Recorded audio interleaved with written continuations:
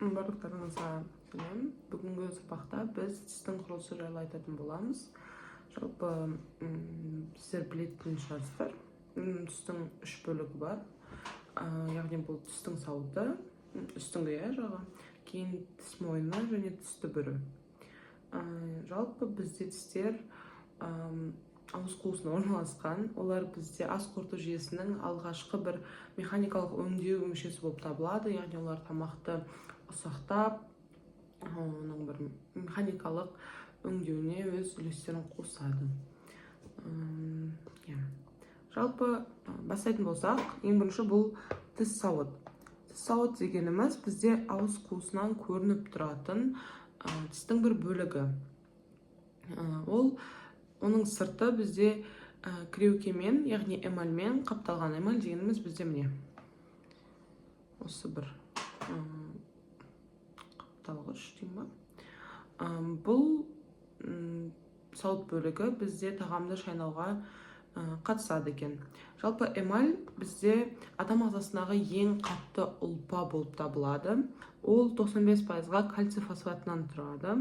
Жалпы ол 95%-ға кальций фосфатынан тұрады, және оның құрамында фтор, мыс, мырыш, темір және кремний кездеседі. Балаларда креуке жұқа болып келеді, себебі оларда минералдар аз болғандықтан. Негізі адамда эмаль бұл прям өте қатты бір ұлпа. Ол 400 кг салмаққа төтеп бере алады. Келесі, бұл тіс мойны. Тіс мойны бізде тіс сауыт пен түбірдің арасындағы бөлік, яғни ортасындағы орналасқан бір бөлік. Осы жерде көріп тұрғаныңыздай, тіс мойны бізде міне осы жақ.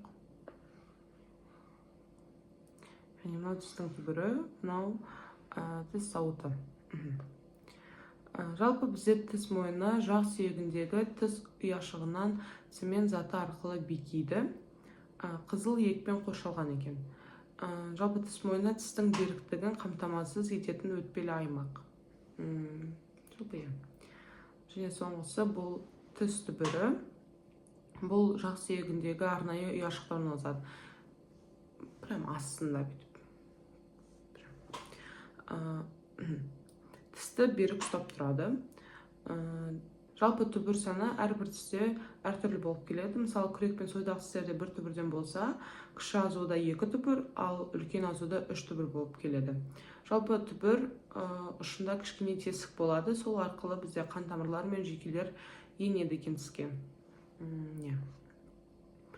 Тістің ішкі құрылысы жайлы айтатын болсақ, бізде кеуекті дәнекер ұлпамен толған, қан тамырлармен қамтамасыз етілген екен, және жүйкелерге бай. Тістің бір ауруы бұл осы жүйкелердің сезімтал болуынан екен. Келесі біз дентин жайлы айтатын боламыз. Дентин бізде тістің негізгі бөлігін құрайды. Эмальдан кейінгі кететін бір бөлік дентин деп аталады.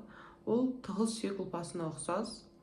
Құрамының 70% минералдар, фосфаттар, фтор немесе кальций карбонаты. Микробтар әсерінен дентин бұзылады. Бұл бізде тіс жегі, яғни кариес деген ауруға алып келеді.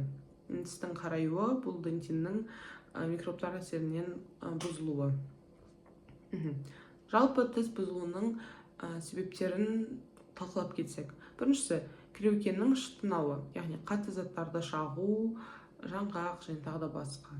Бұл да біздің тістерімізге кері әсерін тигізеді екен. Келесі, температуралық айырмашылық. Яғни өте ыстық немесе өте салқын тағамдарды қатар қолдану. Бұл эмальға өте зиян. Мысалы, бір ыстық су ішіп артынан балмұздақ жесеңдер болмайды. Келесі, бұл еңандай базовый зат деп ойлаймын. Гигиенаны сақтау керек, достар. Гигиена сақтамау дейді. Ауыз қуысының гигиенасын сақтамау. Яғни тісті біз күніне 2 рет жуамыз, тамақтан кейін. 2-ден де көбірек жууға болады негізі.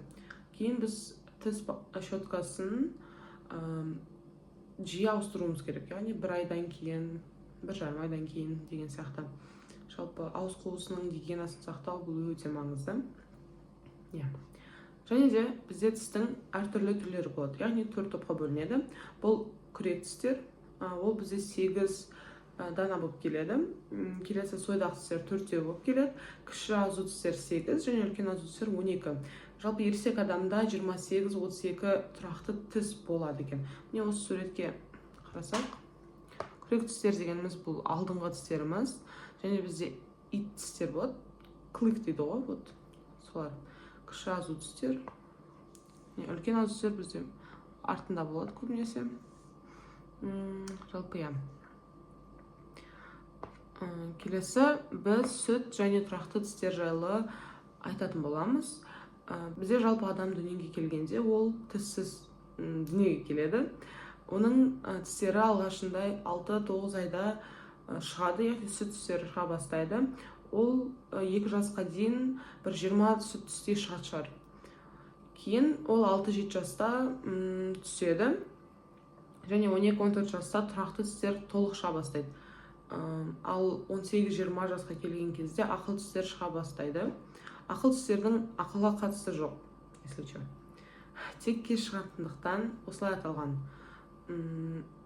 Жалпы осымен біздің тақырыбымыз аяқталды.